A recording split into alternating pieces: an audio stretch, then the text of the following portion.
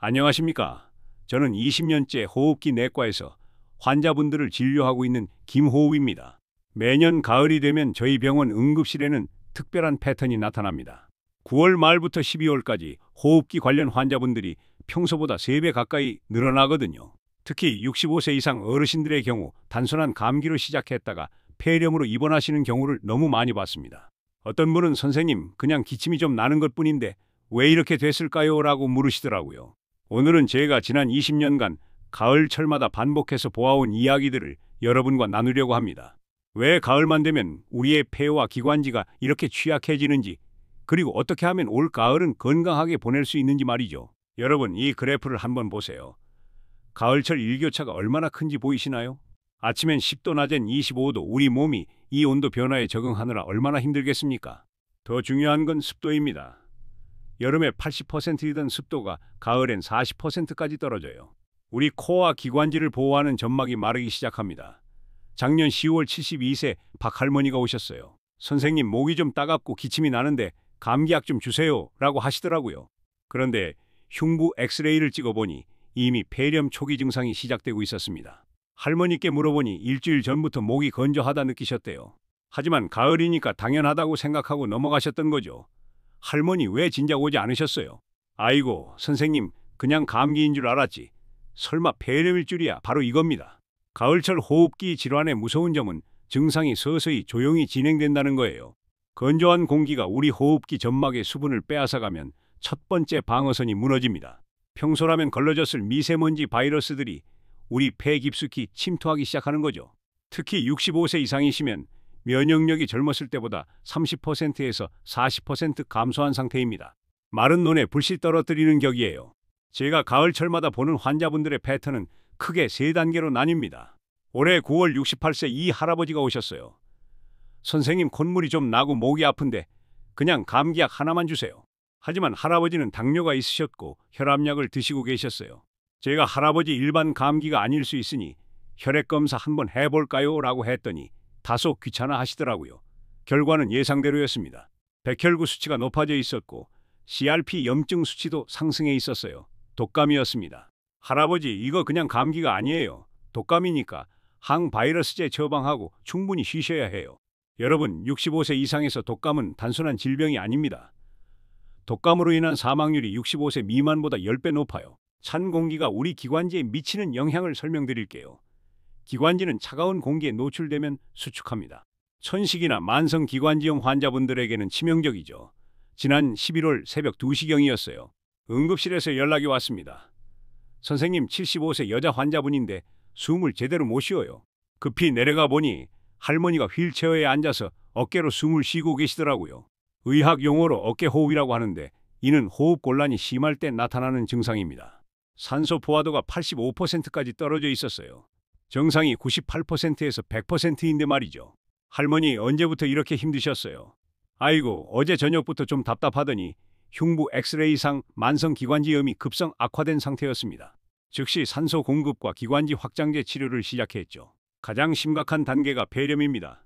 특히 고령층에게는 조용한 살인자라고 불러요. 작년 12월 79세 최 할아버지 사례입니다.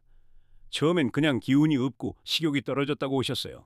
열도 별로 없으셨고 기침도 심하지 않았습니다. 하지만 제가 20년간 노인 환자를 봐오면서 느낀 직감이 있었어요. 할아버지, 혹시 몰라서 엑스레이 한번 찍어볼게요. 여기 보세요. 우하엽에 뿌연 음영이 보이죠? 폐렴이었습니다. 그런데 할아버지는 전혀 모르고 계셨어요. 선생님, 그냥 감기인 줄 알았는데 폐렴이라니요. 고령층 폐렴의 20%는 이런 무증상 폐렴입니다. 열도 없고 기침도 심하지 않아요. 그냥 기운이 없고 밥맛이 없고 약간 헷갈리는 정도. 하지만 치료하지 않으면 생명을 위협할 수 있습니다. 어르신들이 자주 물어보시는 게 있어요. 선생님, 우리 어릴 때는 배달인 물 마시고 돌아지. 우린 차 마시면 기침이 다 나았는데. 저는 한의학을 부정하지 않습니다. 실제로 이런 전래 요법들에는 분명한 과학적 근거가 있어요. 배에는 루테올린이라는 성분이 있어서 기관지 염증을 줄여줍니다. 도라지의 사포닌 성분은 가래를 묽게 만들어 배출을 도와주고요. 꿀의 항균 작용도 의학적으로 입증되어 있습니다. 하지만 지난 봄 74세 김할머니 사례가 생각나네요, 선생님.